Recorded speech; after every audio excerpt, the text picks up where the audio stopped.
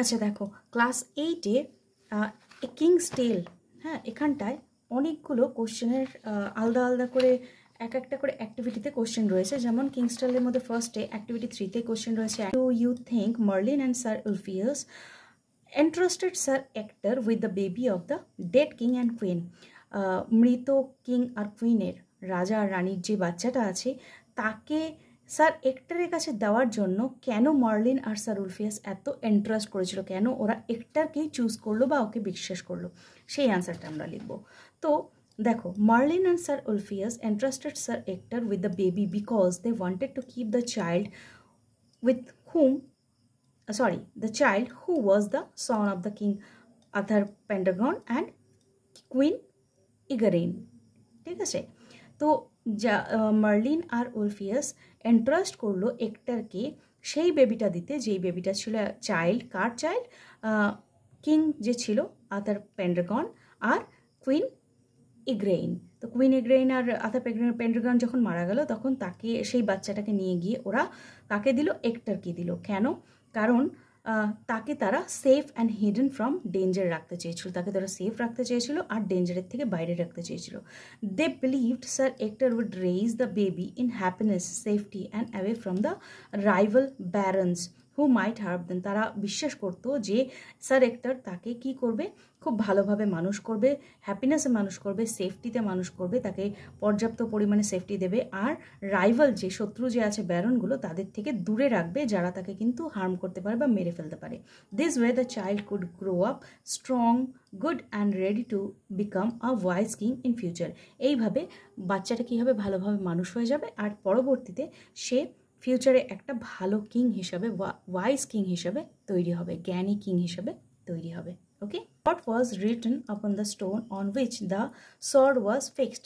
swordটা বা তলোয়ারটা যেখানে ফিক্স ছিল, যেই স্টোনটার মধ্যে, পাথরটার মধ্যে, সেটার মধ্যে কি লেখা ছিল? it was written, এটা লেখা ছিল, whoever pulls out this sword, যেই এই তলোয়ারটাকে বের করবে, is by right of birth, সে জন্মসূত্রে দ্য কিং অফ ইংল্যান্ড, সে জন্মসূত্রে অ্যাকচুয়ালি ইংল্যান্ডের কিং।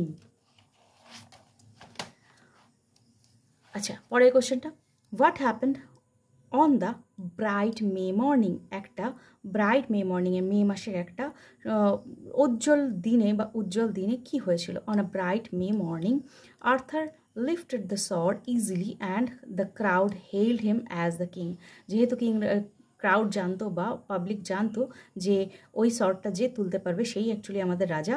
তো যখনই একদিন ওই মে মাসের সকালবেলা যখনই আর্থার ওটাকে তুললো, তখনই মানুষরা চিৎকার করে উঠলো যে ইনিই আমাদের রাজা।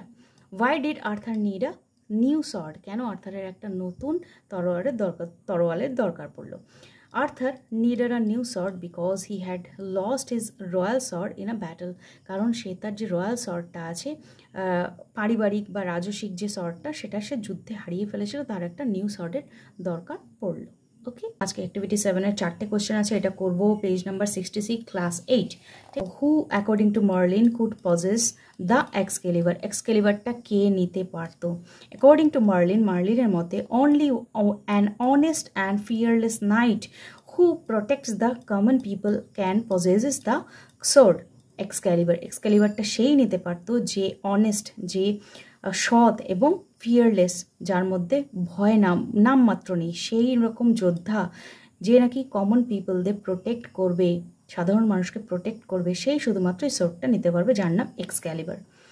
Describe the pavilion where the round table was placed. Round টেবিলটা যেখানটায় সাজানো হয়েছিল সেই প্যাভিলিয়নটা সম্পর্কে একটু ভালো করে বলো। The pavilion was richly gilded pavilion. সেটা ছিল খুব সুন্দর একটা pavilion, painted crimson and dark blue, crimson আর ডার্ক ব্লু কালারের কম্বিনেশন দিয়ে তৈরি ছিল। The floor was marbled. ফ্লোরটা কি ছিল?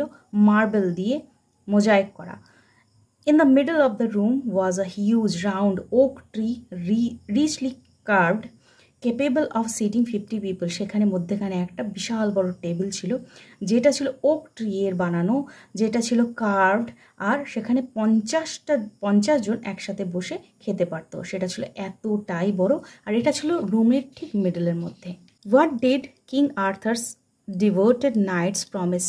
কিং আর্থারের যে ডিভোটেড নাইটরা ছিল যারা তার প্রতি অনুগামী ছিল, সেই অনুগামীরা কি প্রমিস করেছিল? King Arthur's devoted knights promise that they would help the helpless, be gentle to the weak and to punish the wicked. এবার তারা প্রমিস করেছিল আর্থারকে যে তারা হেল্পলেসদের হেল্প করবে, জেন্টাল থাকবে সবসময়, যারা উইক, যারা দুর্বল থাকবে তাদের প্রতি প্রচণ্ড দয়াবান থাকবে, অ্যান্ড পানিশ দ্য উইকড, এবং যারা দোষী তাদেরকে পানিশ করবে। Why did King Arthur smile when he was informed that the Excalibur was taken back into the lake by a beautiful arm?